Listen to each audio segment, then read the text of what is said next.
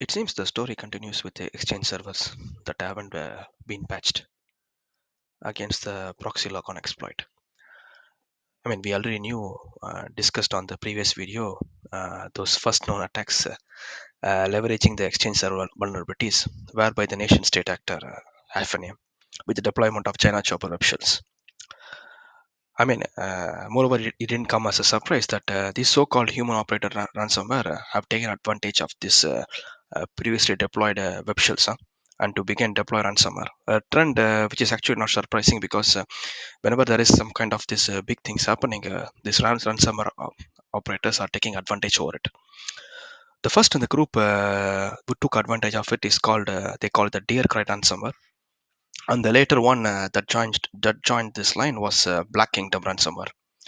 I mean, Microsoft Research names this as Pyinstructor ransomware.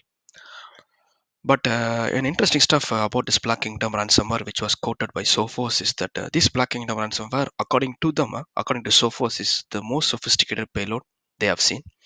And in fact, the analysis they said that reveals that it was somewhat amateurish in its composition, meaning that it has been coded very quickly just to accomplish something. But still, some of the stuffs included in the code can cause a great deal of damage and hindrance to instant response. For example, they try to delete the event logs once the ransomware component is executed, which is pretty much an headache for incident responders. And in this particular episode, I'm going to focus a bit more on Black Kingdom ransomware, as it's very quick to analyze, not too complicated. And moving on the ransomware binary itself, this ransomware, Black Kingdom ransomware, is based on a Python script that has been compiled into an executable using a tool called PyInstaller, which is known to everybody, I would say. So in this episode, I will just quickly decompile this one using tools like Pyinstructor and Uncompile, and let's run to the code quickly to see how it goes. So I quickly pulled up the Black Kingdom ransomware sample, which is an exe format, and dropped it to run under Python instructor to see what's been extracted. And boom, we were able to cleanly extract it with no errors. The reason I knew it's Python 3.7 because I ran it with multiple Python versions to check, and finally I found with Python 3.7 it was extracting very cleanly. And this is the extracted files from the exe. You can see the name mfv blah blah dot extracted, and 0xFFF is the ransomware file itself, which is actually the file, and you can see a lot of files associated with it. Plus there is a PyZ extracted, which is going to have a lot of libraries used for this one, which is in PYC format. So the challenge is now to decompile the original ransomware file, which is 0xFFF. So for that, we need to rename the original file as .pyc extension, which is what. So we're going to rename 0xFFF.pyc here. Rename, boom, .pyc. And we can quickly use uncompile, which is another awesome tool to quicken our work. I would say just go there, uncompile. It's uncompile 6 and just put up, and we have an error. It's normal because it says that if you read the error, it says it's unknown magic number, which means that there is some header which is missing to where it's compiled. So we need to just check whether any other file in that extracted folder, which is of extension .pyc, it gets decompiled. So we need to just copy the header. Let's go back. I'm gonna go inside pyc. Voila, yeah. Let's take whatever any file we want and see. It's gonna say uncompile the extracted folder PyZ, which is where the extracted things is there, libraries are there, and then we can choose whatever we want. It's,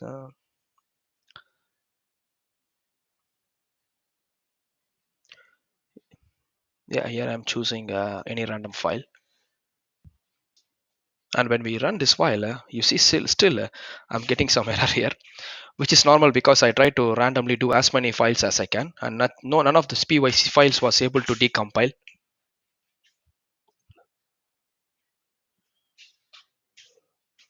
So what I did was that I was trying some random stuffs and found that there was a file called struct inside this one, which is here, which is gonna be here struct.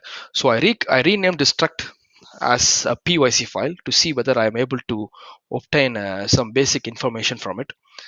And to my surprise, yes, I was able to do.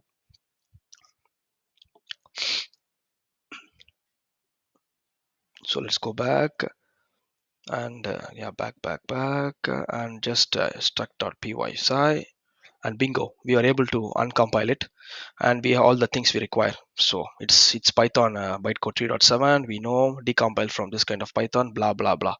So now we need to use this header. We just need to compare both these files. This is this struct.pyc along with our original file, which is 0xFFF, which contains the ransomware sample itself, and just copy paste the first line, which is the header. We can clearly find the difference is that this one lacks a couple of bytes in the middle, which when we compare to the struct.pyc, you see it doesn't have the first initial line. That's a clear difference. So we just copy that part and insert it into, that's the magic header, I would say. Just copy, go back to the original file and paste it here, paste insert. Okay. And if you save it, it's okay. Now we just need to go back to our console and just run uncompile against this one. And to my, if I am correct, it should decompile nicely now. Yeah, I put in root pictures, it's okay. And yep, we were able to decompile it completely fully. So that's quick. Well, the source code is not too big, I would say, but it's one way to decompile. I mean, that's nothing new I found here. There's, I mean, several blogs and write-ups on this one. I just referred random stuffs here and there, and I was able to do it with minimum tries, I would say. Now let's quickly analyze what's been written in this in the 0xff.py file.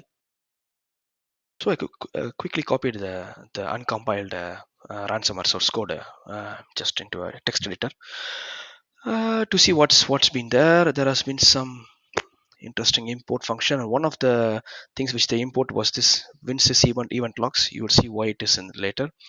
A couple of functions, disable mouse and key, where it wants to hook the mouse, and the interesting part is the gen string, where it tries to generate a random string, I would say, of 64 characters in length, which is nothing but the encryption key, I would say. And then this is then passed. This value then is passed. Then it hashes this value, which is MD5, and then converts this into a hash into hexadecimal. There is also one more interesting thing, which is gen ID. I think this gen ID is nothing but it's something it tries to use this as a unique identifier to identify its victim. And moving on, yeah, the most interesting part is nothing but a blacklist it has built up. So it tries to filter the contents which it will not encrypt, like gonna be program data, windows, program files, reasonable, app data, etc., app data local. And then it tries to have two more functions, which is send key and check key. I think the guy was in a, he or she who coded this was in a bit of hurry. I think there is a bit of a grammar mistake here. I mean, not grammar, but spelling mistake, I would say. Check key and send key. So where is my key? It tries to upload this t to the mega.io. Both this gen string and gen id, and for some case if it is not able to upload, it tries to have a fallback to have a static key as well. If it's not able to upload, there is a fallback which is not just a which is reasonable, I would say, because if most machines doesn't have access to internet, they are trying to cover this scenario.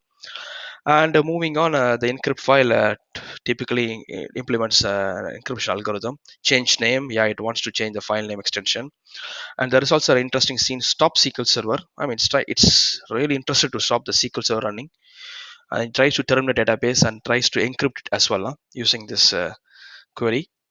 And what else it does? Yeah, the get target, it's where it's typical encryption. See, it tries to open each file, tries to read it, and tries to encrypt it everywhere, I would say. It tries to also does start encrypt with the key. It tries to open each file, blacklist. It tries to check if it's in the path of the blacklist here. I mean, so, and then if not, it tries to also obtain this decrypt file.txt, which is just gonna, it tries to append in the last path. Boom. Yeah, clear logs. It is where the best part comes up, I would say, because it wants to delete those event logs, application security and system. Interesting, because this might hinder instant response very clearly. And what else in the final step? uh, yeah, this is where it tries to, once then everything goes on good, it tries to call disable mouse and window, and then for a period of time it tries to use some red color, maybe red and black as a background, and some timer has been the it uses some timer and tries to display the amount it requires, blah blah blah. I mean, the typical message of encryption message using this one. If I'm not wrong, this should look like this, huh? The red and black, the timer and counter that's been there, it's this part of the source code which is trying to generate it. Pretty much nothing too complicated about it. Pretty easy to analyze and to decompile as well. And moving on, the those things which I discussed was actually been described in the Sophos blog, when they said that they were able to put some effort. Really, it's really not even some effort, no effort, I would say, to decompile the source code which matches to what we said, and some snippets of the source code as well, and to explain what it does, clears the event logs, etc. But what's most important thing, it's that how this payload was delivered, and according to them, it was by the deployment of web shell, which comes again, and they try to bring in a PowerShell, obfuscated PowerShell, which they say it's some due to some size constraint they don't want to display it entirely, and they decode this PowerShell, and this should be the PowerShell which they show, and technically this part of this IOC blah uu.com blah blah, this section of the code is trying to bring in the ransomware component inside, and they explain what they said. It tries to drop in this component which inside system 32, and here we go, the source code which you already saw. um, they also published a nice git page, which should be here. Yeah, with all those IOCs, the ransomware executable, those blah blah IPs and stuff, and the web shell, which sadly not been publicly released. I tried to check in BT everywhere with the IOC, and also try to pivot with the domain IP to see if I can do some pivoting to check to see if I even get back this PowerShell's code described here, or at least this kind of thing, but nothing has been public here. I can see only screen captures here, neither in Twitter. So unfortunately I couldn't really analyze what's been there, but I think it's this script which is not too complicated to see, and we can refer Sophos blog. And moving on, I think that's it, guys. It's just to make a very simple video, not too complicated to see or nothing, just to show that we can simply even decompile this and have it in our in our repository, and even enhance the source code we have. I hope this section of Intel Archives was helpful, and any chance if you find any discrepancy in this video and explanation, feel free to comment, and I'm happy to correct myself. And see you in another episode of Intel Archives, guys. Maybe a DearCry Ransomware, why not? Catch up soon.